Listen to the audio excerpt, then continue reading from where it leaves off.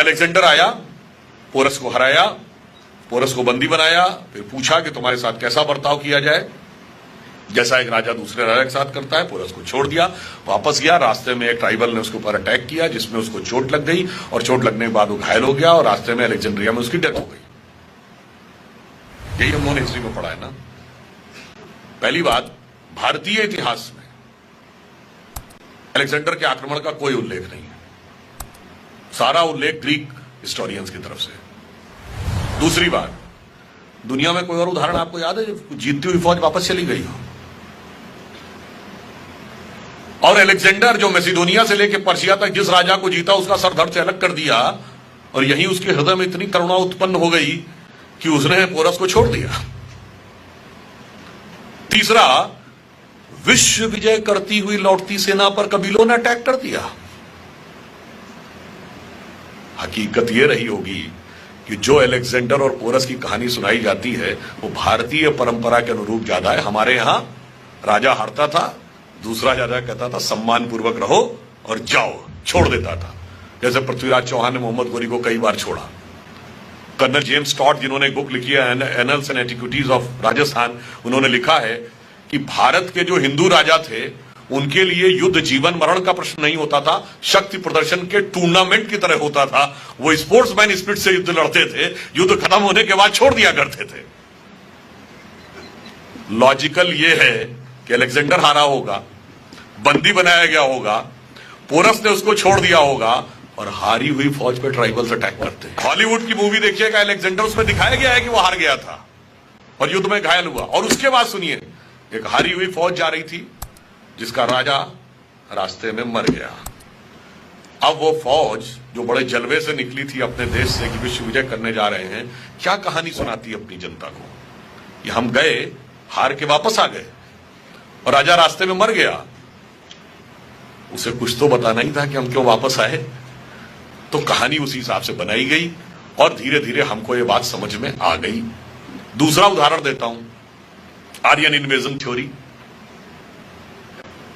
Aryan invasion theory कब आई? 1850 के आसपास। क्यों आई 1850 के आसपास? Sanskrit is the mother of all the languages, ये कहने वाला कोई हिंदुस्तानी नहीं था, सर विलियम जोन्स थे, जो कि ये कलकत्ता हाई कोर्ट के जज थे ब्रिटिश टाइम में, जिन्होंने Royal Asiatic Society of Bengal बनाई। मगर उन्होंने ये सिद्ध कब किया? 1780 और 90 के आसपास। अब ये फॉरेनर्स के लिए बहुत बड़ा झटका था कि आप तो हुकूमत कर रहे हैं और आप जिसको गुलाम बना के बैठे हुए हैं उसकी लैंग्वेज की सुपीरियरिटी आपसे ज्यादा है। फिर उन्होंने कहा भारत एक देश था ही नहीं कभी, इट वाज नेवर एक यूनाइटेड कंट्री। तो 1837 में जेम्स प्रिंसेप ने अशोक का साम्राज्य खोज लिया। अब ये पता चला कि इतना बड़ा एंशिएंट एम्पायर था, बर्मा से लेके और अफगानिस्तान तक, एरिया में यूरोप के बराबर, आबादी में यूरोप से डबल, इजिप्ट से लेके जापान तक उसका इंपैक्ट था। तो अब क्या करें? अब तो पॉलिटिकली भी हमसे सुपीरियर दिख रहे हैं, नॉलेज में भी हमसे सुपीरियर दिख रहे हैं, लैंग्वेज में भी हमसे सुपीरियर दिख रहे हैं। तो अब एक ही तरीका है कि ये सुपीरियरिटी हम लेके आए थे, और वहां से आर्यन इन्वेजन थ्योरी आकर खड़ी हो गई। तीसरी फॉल्ट लाइन हमारे यहां बनाई जाती है, दलित समाज को स्थान नहीं दिया जाता था, उनके साथ बहुत भेदभाव किया जाता था।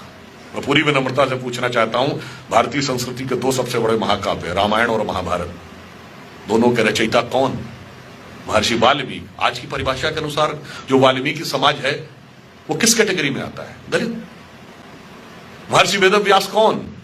आज की परिभाषा के अनुसार कौन? शहरी समझा जा सकता है। और अगर यह सत्य था तो संत दादू, संत नामदेव, संत रैदास, संत कबीर, दक्षिण भारत के संत थिरुवल्लुवर, ये सब उस वर्ग में पैदा होकर सम्मानित संत हुए। रानी झलकारी बाई, ऊदा देवी पासी, राजा बिजली पासी राजा भी हुए। और यथार्थ कई बार हम लोगों से ऐसा घुमा के छुपा दिया जाता था कि कई बार हम समझ ही नहीं पाते थे कि इसमें फैक्ट क्या। जैसे हम और आप सब ने सुना होगा जब गुड़गांव का नाम गुरुग्राम किया गया तो बहुत से रैशनलिस्ट खड़े हो गए, ये द्रोणाचार्य के नाम पे गुरुग्राम क्यों करना, इन्होंने एकलव्य का अंगूठा कटवाया था, और एकलव्य तो दलित था, उसके साथ बहुत बड़ा अत्याचार किया गया था। कहीं ना कहीं हम सबके भी दिमाग में ये बात है, ईमानदारी से अगर हम कहें, हमारे पास उसका कोई रैशनल उत्तर नहीं है। आप लोगों को भी ऐसा लगता होगा ना। और उसका कारण जानते क्या है? महाभारत में एकलव्य का उल्लेख कहां है? आप लोगों में से कितने लोगों ने पढ़ा है? हमारे में से 99 लोगों ने वो नहीं पढ़ा, इवन चैप्टर भी नहीं पता होगा किस चैप्टर में एकलव्य का उल्लेख है। एकलव्य का उल्लेख महाभारत के वन पर्व में आता है। जब वो घटना है ना कि वो कुत्ते के मुंह में इतने सारे बाण थे और जब निकाला तो एक भी जगह पे उसके खून नहीं लगा हुआ था, तो अर्जुन चकित हुए कि इतना बड़ा धनुर्धर कौन आ गया।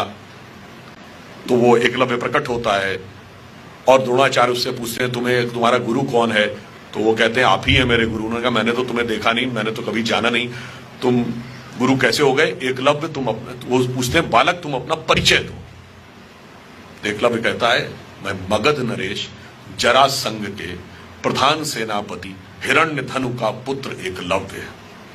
He was a son of the chief of the arm forces of Magadh. अब दो में से एक बात मान लीजिए, जो कहते हैं या तो मान लीजिए कि दलित कमांडर इन चीफ होते थे या एकलव्य दलित नहीं था, और दोनों ही नहीं मानेंगे और दोनों ही बातों को अपने अपने हिसाब से प्रयोग करेंगे। और वहां पर उल्लेख ये नहीं है कि तीर चलाने से किसी को रोकना है। तीर तो भील भी चलाते थे, याद करिए महाभारत के अंतिम समय में, पुरुष बलि नहीं होते समय हो तो बलवान, भीलन लूटी गोपिका सोई अर्जुन सोई बान। बात यह थी कि दिव्य अस्त्र यानी डिवाइन वेपन्स वो चलाने का अधिकार किसके पास होना चाहिए? Chief of the arm forces के पास होना चाहिए। क्या एटम बम रहता तो पोजीशन में आर्म फोर्सेस के है, न्यूक्लियर बटन किसके पास रहता है? Chief of the arm forces के पास नहीं। किसके पास रहता है? प्राइम मिनिस्टर के पास। तो दिव्य अस्त्र का संधान सिर्फ राजा करेगा, यह सिद्धांत है। And it has to be ensured that alone and alone commander-in-chief should not have authority to execute that type of weapon. It has to be ensured. तो वो उसका प्रतीक था। चलिए अन्याय हुआ, उसको प्रस्तुत किया गया अन्याय होने के रूप में। फिर द्रोणाचार्य की डेथ कैसे हुई? जब द्रोणाचार्य को अपने पुत्र अश्वत्थामा के मृत्यु का समाचार मिलता तो उन्होंने सारे अस्त्र शस्त्र सिखाए थे, उन्हें क्रोध आता है, अभी लो ब्रह्मास्त्र का संधान करता हूं, खत्म करता हूं पांडवों की सेना। जैसे ही वो संधान करते हैं तो भरद्वाज ऋषि समेत उनके पूर्वज प्रकट होकर कहते हैं क्या कर रहे हैं भाई, ये मर्यादा का अतिक्रमण है। You are not the owner and executor of this knowledge, you are the trustee of this knowledge. Like atom bomb बनाता कौन है? डीआरडीओ। टेक्नोलॉजी किसके पास है? डीआरडीओ के पास। चलाने का अधिकार किसके पास होगा? प्राइम मिनिस्टर के पास। Cabinet committee on securities will take a decision when it is to be used. The same thing was there. Dronacharya was DRDO. Eklavya was chief of the armed forces. But it has to be ensured that the nuclear button should always remain with the king. अब द्रोणाचार्य को लगता है कि अब अगर मैंने संधान नहीं किया तो पुत्र के मृत्यु का बदला नहीं ले सकता, और किया तो मर्यादा का हनन होता है। तो वो मर्यादा का हनन नहीं करते हैं, निराश होकर सारे अस्त्र शस्त्र छोड़कर जमीन पर बैठ जाते हैं और उनका सर काट दिया जाता है। So the fundamental principle is कि दिव्य अस्त्रों का संधान सिर्फ हेड ऑफ द स्टेट करेगा। इसके अनुपालन के लिए यदि एकलव्य का अंगूठा कटा तो उसी के अनुपालन के लिए द्रोणाचार्य का सर कटा। मगर चूंकि हम लोगों ने वो चीजें पढ़ी नहीं और अपने हिसाब से वो चीजें जो हमें बताई गई उससे हम कहीं ना कहीं वो लोग जो एजेंडा था ना कि हम ग्लानि हमारे अंदर होनी चाहिए, वो सेटल हो गए। दूसरा इशू बताया जाता है साहब, सीता जी को भगवान राम ने भेज दिया, बड़ा गलत काम किया, तो महिलाओं के साथ इतना बड़ा अत्याचार होता था, उनको वन भेज दिया, वनवास दे दिया। ठीक है साहब, सीता जी को तो वनवास भगवान राम ने भेजा, ये राम को वनवास किसने भेजा था? केकई ने भेजा था ना। अब बताइए दुनिया किसी वर्ल्ड की किसी कल्चर में एक वुमेन की इतनी पावर थी कि राजा को अपना डिसीजन बदलना पड़े, सौतेला बेटा उसकी वजह से जंगल में जाने को तैयार हो जाए, और राजा दशरथ ने पुत्र भी छोड़ा और प्राण भी छोड़े। एक कहावत है ना, प्राणन ते सुत अधिक है और सुतते अधिक परान, और ते दोनों दशरथ तजे वचन न दीन्हो जान। यानी लोग कहते हैं ना सबसे ज्यादा प्यारा क्या होता है, प्राण या बेटा, और वो दोनों ही उन्होंने छोड़े मगर वचन नहीं छोड़ा।